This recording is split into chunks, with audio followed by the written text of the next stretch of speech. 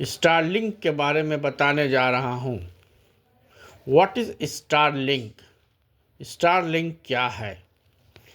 यह Elon Musk की satellite internet सेवा है। इसकी बड़ी खासियत यह है कि इसके लिए न ज़मीन के भीतर कोई तार बिछाने होते हैं और न ही जगह जगह मोबाइल टावर लगाने पड़ते हैं।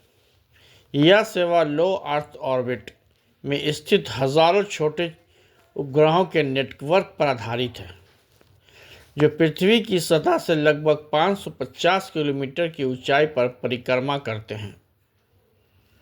550 किलोमीटर की ऊंचाई पर 6,750 उपग्रहों से मिलता है इसका डेटा। इसकी तुलना में पारंपरिक जियोस्टेशनरी उपग्रह 35,786 किलोमीटर की ऊंचाई पर स्थित होते हैं। अन्य तमाम इंटरनेट सेवा प्रदाता इतनी ही ऊंचाई पर स्थित उपग्रहों से हमें सेवा प्रदान करते हैं।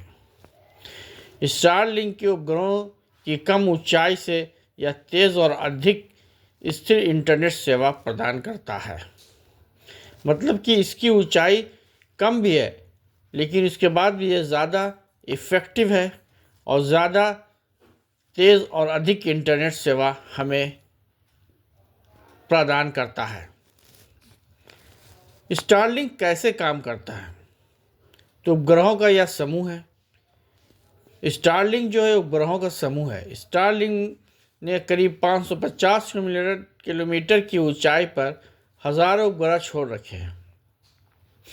इस समय करीब 6,750 छोटे छोटे उपग्रह पृथ्वी की ओर घूम रहे हैं। ये उपग्रह लेज़र और रेडियो वेव्स का उपयोग करते हैं और एक दूसरे से डेटा संचरित करते हैं। हालांकि समय के साथ इनकी उम्र खत्म होगी तो उन्हें एक एक करके उपग्रहों में बदला जाएगा। ग्राउंड स्टेशन और गेटवे। स्टारलिंक के कई जगहों पर ग्राउंड स्टेशन बनाए गए हैं। ये फाइबर ऑप्टिक नेटवर्क से जुड़े होते हैं। Fibre optic network high speed data transmission system होता है। उपग्रहों का इंटरनेट पर डेटा इन्हीं स्टेशनों से मिलता है। इसके पहले यह ग्राउंड स्टेशन डेटा को डिकोड और प्रोसेस करता है। User terminal. यूज़र के यहाँ स्टारलिंक किट लगाई जाती है। इसका मुख्य रूप से सैटेलाइट एंटीना, टीवी जैसे डिश और वाईफाई राउटर होता है। उपग्रह जिस दिशा में मूव करता है यह एंटीना भी स्वतः उपग्रह की दिशा की तरफ हो जाता है और उसी से इंटरनेट सिग्नल प्राप्त होता है। स्टारलिंक आने से भारत में क्या बदलेगा? अब प्रश्न ये उठता है कि स्टारलिंक और भारत का क्या संबंध है और स्टारलिंक आने से भारत में क्या क्या चीज़ जो है वो बदल सकता है। एलॉन मस्क की स्टारलिंक सैटेलाइट इंटरनेट सर्विस अब भारत में भी आने को तैयार है। एयरटेल के बाद जियो रिलायंस ने भी साफ कर दिया है कि वह भारत में फास्ट इंटरनेट सर्विस के लिए मस्क की स्टारलिंक के साथ पार्टनरशिप कर रही है। इसका मतलब ये हुआ कि जियो और एयरटेल दोनों ही अब स्टारलिंक के साथ अपना पार्टनरशिप कर रही है। एयरटेल ने तो स्टॉक एक्सचेंज फाइलिंग में भी इसकी जानकारी दे दी है। उधर वोडा आइडिया ने भी इसकी संभावना तलाशना शुरू कर दी। इसका मतलब कि हर एक कंपनी जो है इसकी संभावना तलाश रही है। सरकार की ओर से भी इन पार्टनरशिप को हरी झंडी मिलने के संकेत मिल चुके हैं।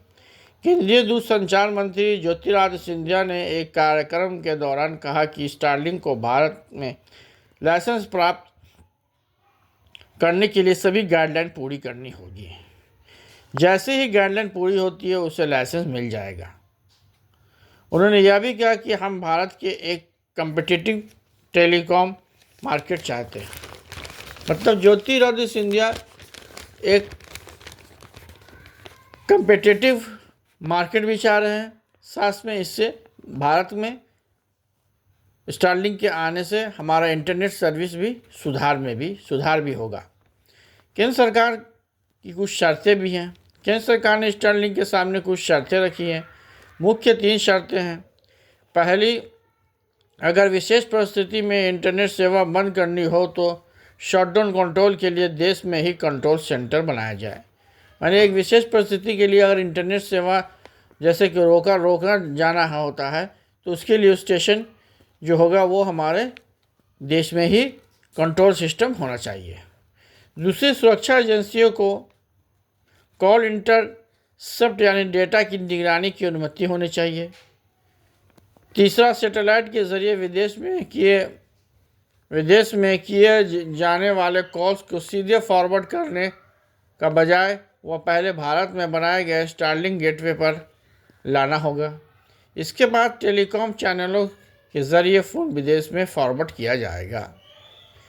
किस किस तरह के करार किए गए हैं? एयरटेल ने जो करार किए हैं उसके अनुसार स्पेसएक्स और एयरटेल बिजनेस शैक्षणिक संस्थानों, स्वास्थ्य सेवा केंद्रों, दूर दराज के क्षेत्र और स्टारलिंक की सर्विसेज देने के लिए मिलकर काम करेंगे। एयरटेल के मौजूदा नेटवर्क इंफ्रास्ट्रक्चर में स्टारलिंक टेक्नोलॉजी इंटीग्रेटेड करने के संभावनाएं तलाशी जा रही है। कितना तेज़ है स्टारलिंक? अब प्रश्न उठता है कि स्टारलिंक कितना तेज़ है, कितने तेज़ी से वर्क करता है। तो स्पीड टेस्ट ग्लोबल इंडेक्स के अनुसार भारत में इंटरनेट की औसत डाउनलोडिंग स्पीड 56 Mbps है, जबकि ओखला स्पीड टेस्ट की रिपोर्ट की माने तो स्टारलिंक की औसत डाउनलोडिंग स्पीड 160 Mbps है। यानी भारत की औसत डाउनलोड स्पीड की तुलना में करीब ये 3 गुना ज़्यादा है। जितना तेज़ उतना महंगा। अब प्रश्न उठता है कि क्या यह महंगा है या सस्ता है? यह तेज़ है लेकिन अपेक्षाकृत बहुत महंगा भी है। हालांकि अभी वह भारत में नहीं आया है, इसलिए यहाँ इसकी दरें कितनी होगी फ़िलहाल तय नहीं की गई है, लेकिन इसका अंदाज़ा अमेरिका की दरों से लगाया जा सकता है। वहाँ व्यक्तिगत उपयोग के लिए मासिक शुल्क $75 यानी 6,500 प्रति माह है, जबकि व्यावसायिक प्रतिष्ठानों के लिए मासिक शुल्क $200 यानी 17,000 रुपया प्रति माह है। इसके मतलब कि यह काफ़ी महंगा भी है। डेटा प्राइवेसी और साइबर सुरक्षा के खतरे। स्टारलिंक एक विदेशी निजी कंपनी द्वारा संचालित है, जिससे भारत में उपयोग किए जाने वाले डेटा का नियंत्रण भारत सरकार के हाथ में नहीं होगा। इससे डेटा लीक होने का खतरा बरकरार है और इससे डेटा लीक हो भी सकता है क्योंकि इसका नियंत्रण भारत के हाथ में नहीं है। राष्ट्रीय सुरक्षा और सैन्य चिंताएं। ऊंचाई वाले सीमाओं क्षेत्र में जैसे लद्दाख, अरुणाचल प्रदेश में स्टारलिंक टर्मिनल्स का उपयोग भारत को सुरक्षा के लिए चुनौती बन सकता है। सामरिक स्थलों के पास स्थापित स्टारलिंक टर्मिनल से सैटेलाइट जासूसी का खतरा है। सरकार का नियंत्रण सीमित होना। सरकार आमतौर पर स्थानीय इंटरनेट सेवा प्रदाताओं पर नियंत्रण रखती है, लेकिन स्टारलिंक सीधे उपग्रहों से सेवा प्रदान करता है, जिससे इसमें मॉनिटर करना काफ़ी कठिन हो जाएगा। इसका मतलब कि सरकार के नियंत्रण में तो रहेगा, लेकिन उतना नियंत्रण में नहीं रह पाएगा जितना कि सरकार चाह रही है। सरकार क्या कर सकती है? सरकार को स्टारलिंक को भारत में ऑपरेट करने के लिए सख्त लाइसेंस शर्तें लागू करनी चाहिए। साथ ही डेटा स्टोरेज या ट्रांसमिशन को भारत के कानूनों को दायरे में लाने के लिए नियम बनाए जाने चाहिए। अब इससे क्या क्या फ़ायदे हैं? अब स्टारलिंक से क्या क्या फ़ायदे हैं ये बताने जा रहा हूँ। High speed internet. सामान्य इंटरनेट की तुलना में डेटा ट्रांसफ़र की गति कम से कम 20 गुना तेज़ होती है। किसी मूवी वगैरह को डाउनलोड करने के लिए गति भी 3 गुना अधिक होगी। इससे गेमिंग, वीडियो कॉलिंग, स्ट्रीमिंग बहुत आसान हो जाएगा। जहाँ फाइबर या 5G नहीं पहुँच सके हैं, वहाँ भी इंटरनेट आसानी से उपलब्ध हो सकेगा। भारत के कई हिस्सों में आज भी फास्ट इंटरनेट नहीं है। ग्रामीण और दूर दराज इलाकों में भी 100 से 200 Mbps तक की स्पीड मिल सकेगी। कम इंफ्रास्ट्रक्चर। सामान्य इंटरनेट सेवाओं के में विशालकाय टावर और भूमिगत केबलिंग की ज़रूरत होती है। स्टारलिंक में टावर का दरकार नहीं होती, लेकिन ग्राउंड स्टेशन बनाने पड़ते हैं। पूरे अमेरिका में ऐसे 100 से भी कम स्टेशन हैं।